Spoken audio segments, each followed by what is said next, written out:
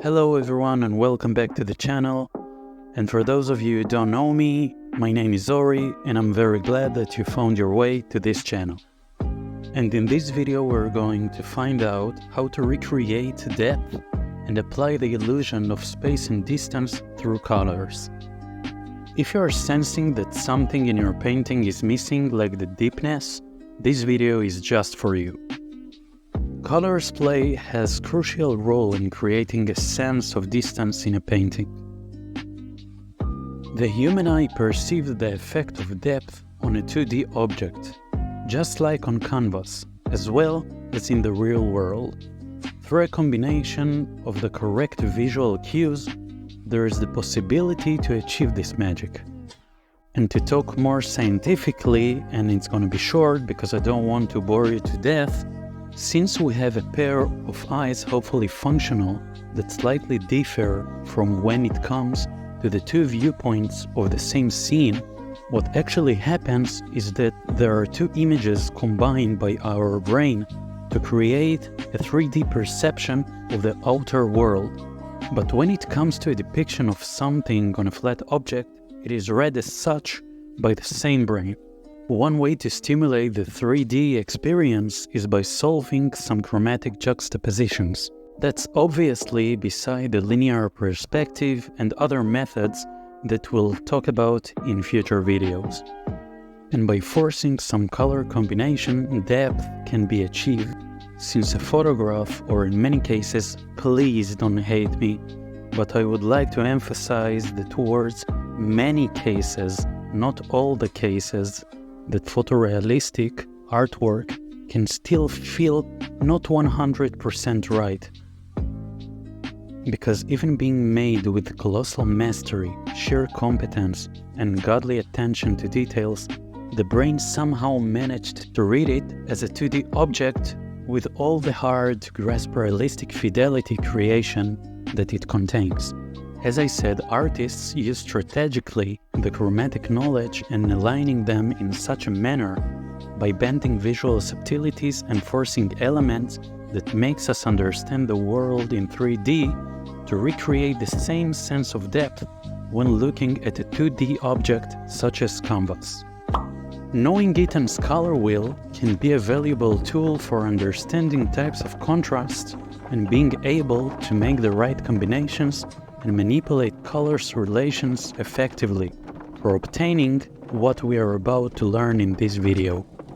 So first thing of importance is perpetually comparing throughout the painting's creation the relations between the variety of parts of the scene and the observer's position as if he was within the artwork to maintain consistency.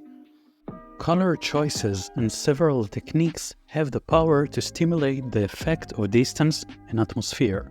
The right combinations will make our brain play tricks on our visual perceptions, creating a sense of depth. And of course, there are a number of chromatic schemes that will help us to achieve this effect. The first example, which is also pretty common, is the principle of aerial perspective. That effect is created when applied cooler and less saturated colors compared to those in the foreground. In many cases, usually outside, the objects, as they are getting further from our position, they tend to have more bluish-gray hue borrowed from the color of the sky, pollution particles, and so on. Using this knowledge on the painting can help in conveying this sense of distance. Another form of closeness illusion enhancement comes under the form of color temperature.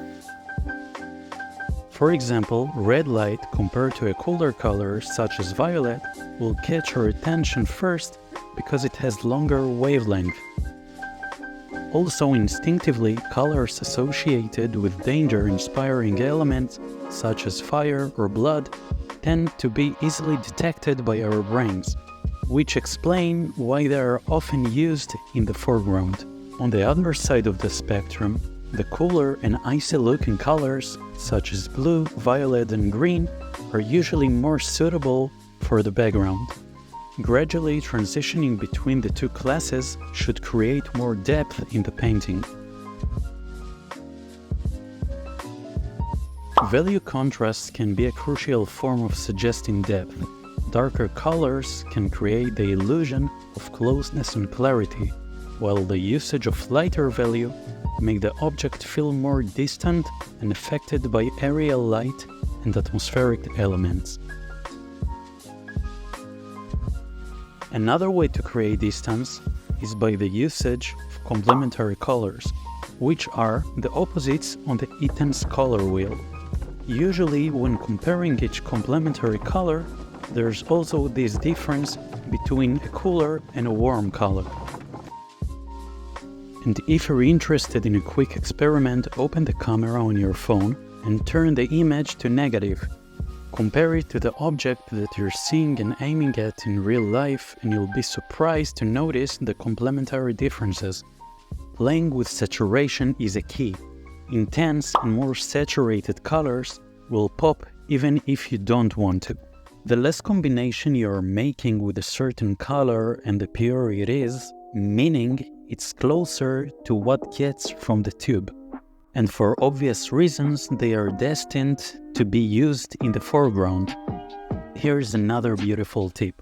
For the background elements, combine the complementaries, meaning the opposite colors in Eaton's color wheel, so you can create colorful grays.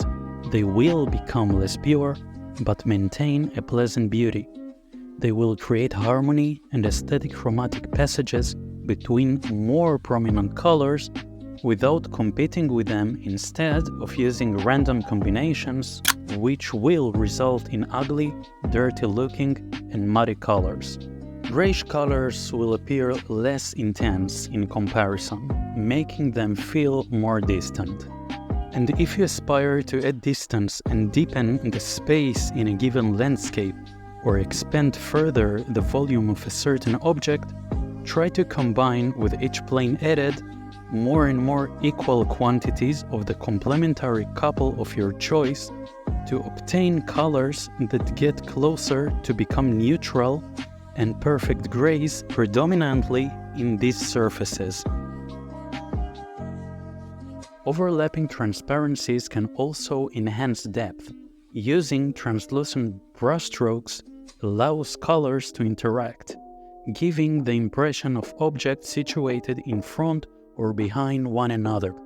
It could be effective for depicting semi-transparent matters or mood, such as water, glass, or atmosphere. Texture and brushstrokes can also influence the painting's sense of depth. Try using impasto if you feel fancy today, or in other terms, thick paint for the foreground, while lighter elements with smoother brushstrokes. By combining strategically all these techniques with colors at the same time, you will have the chance to create a painting with a convincing sense of depth. Ultimately, it's entirely your artistic choice. In the end of the day, you can use any type of technique. And you don't have to use them all at once in a single painting.